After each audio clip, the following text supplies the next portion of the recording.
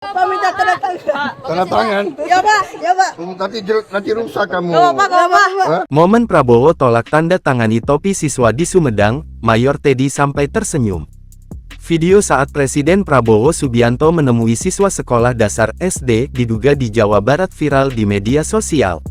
Dalam video tersebut, tampak sejumlah siswa terlihat menyodorkan topi sekolah mereka yang berwarna merah.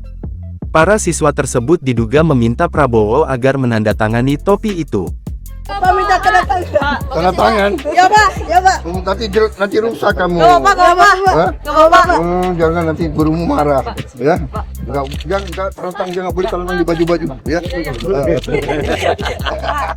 Presiden kemudian melanjutkan menyalami satu persatu siswa yang telah berjejer menyambutnya.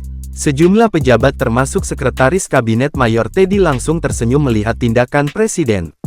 Sebelumnya, Presiden Prabowo Subianto meresmikan 37 proyek ketenaga listrikan di 18 provinsi yang dibangun oleh PT PLN Persero.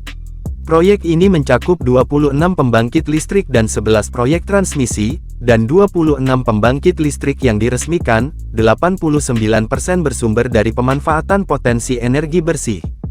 Pusat peresmian tersebut digelar di Pembangkit Listrik Tenaga Air PLTA Jati Gede, Kabupaten Sumedang, Jawa Barat, Senin tanggal 20 Januari tahun 2025.